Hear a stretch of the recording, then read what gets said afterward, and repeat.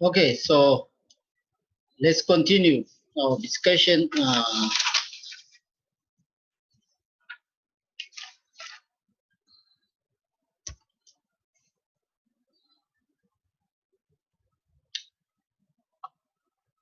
So we have discussed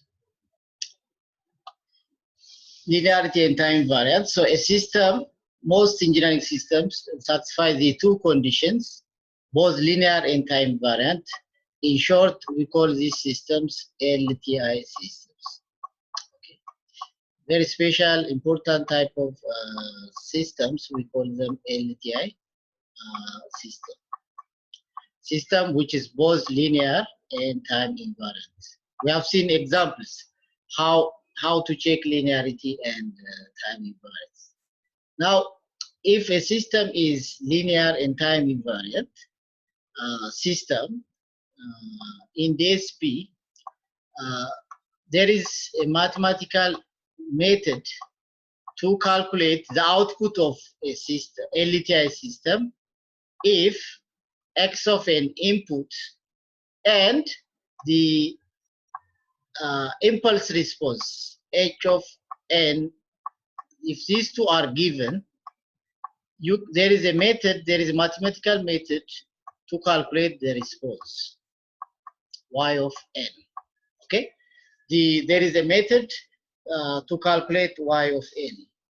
We call this method convolution sum method. What is the output? Output is equal to, from convolution sum method, it is the summation k from minus infinity up to infinity x of k, which is the input, with only n becomes k, and impulse response shifted by n.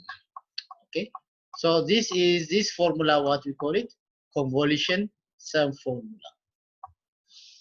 So very important, powerful method and simple method to evaluate this convolution formula is the tabular method. So in this example, we are asked to calculate the response output of a system. Input is given x, impulse response is given. We are asked to calculate what is the response of the system.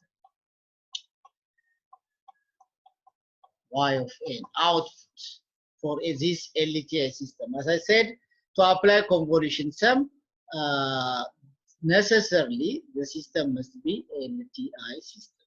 So we have seen how to check whether a system is time invariant or time variant in example 2, part A and part B.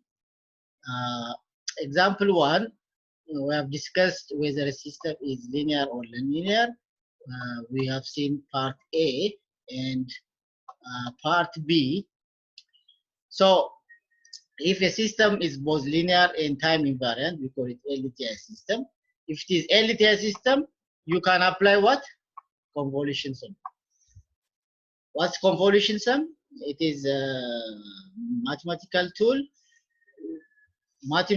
tool which is used to determine or calculate a response output of linear time invariant system given input, for any arbitrary input given. If you know the impulse response of the system, you can calculate the output. That's what convolution sum method means. So as I said, there are many methods, but the easiest one is tabular method. Okay, the tabular method to calculate convolution sum formula. So let's see example to calculate the output of the system here. Okay, so to do convolution sum, what we have to do, as we have discussed, this is our input, x of n is input.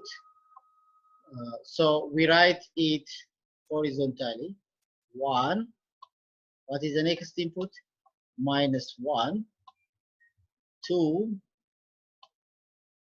4,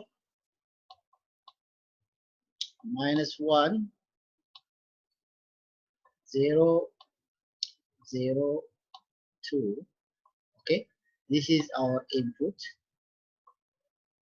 This is our input. So this is x of n, x of n. Impulse response vertically. It doesn't matter whether you write x of n here or h of n here. You can't change. Why? Because convolution is commutative. So h of, what is h in this case? 1, 0, -2, -1, 2, and 1.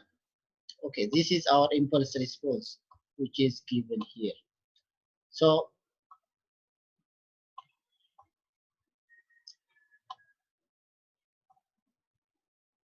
before, this is tabular method. Okay, tabular method, you can try it. It's very simple method. As I said, there are many methods to calculate the convolution sum.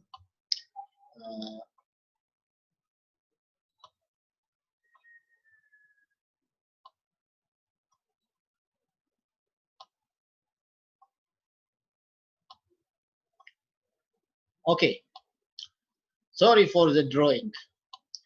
Next, so this all samples are the input. We put it horizontally, sorry, input, and horizontally we put our impulse response here. Then what's the next step to calculate this convolution sum formula? First, as you can see here, this summation y of n is equal to what? Summation x of n times x is input, h is impulse response. So first multiply. So multiply the first h with each one. 1 times 1, 1. 1 times -1, -1. So I'm multiplying. This is will be 2. 1 times 4, 4. -1, 0, 0. 1 times 2 will be 2. Next, the next step, there is a shift. Shift, as you can see in this summation convolution sum formula, there is a shift.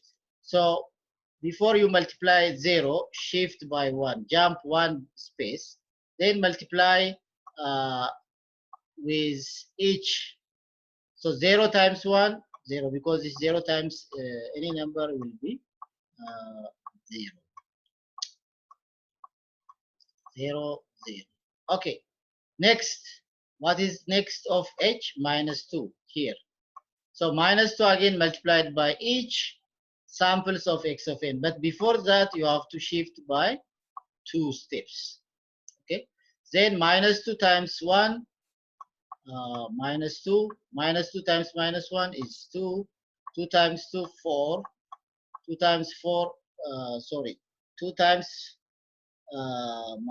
2 times 1 is -2. This is 2. This is -4.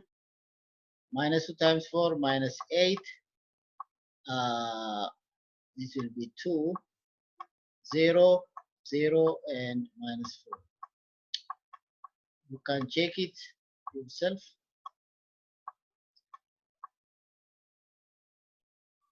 Next step, shift by 3. Again, multiply the next h of n by each of these x of n values. So -1 times 1 will be -1. -1 times -1, which will be +1. -1 times 2, -2. -4. 1, 0, 0, -2. Right? Okay. Next, we shift by 4 times.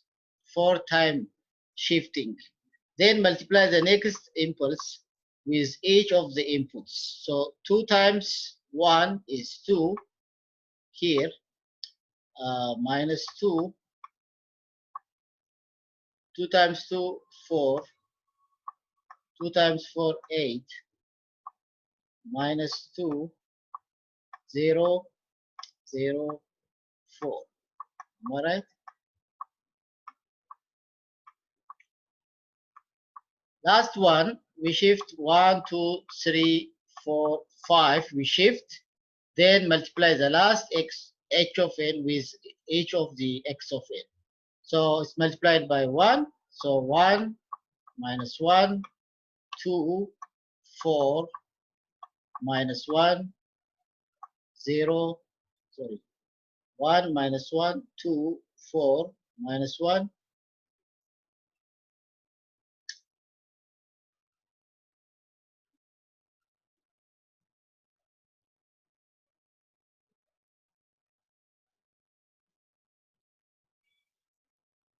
So it is 4 here.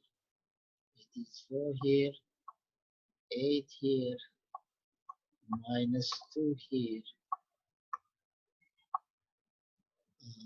0 here, 0 here, 4, 4 is here. This is not. Okay, so 0, 0, 2.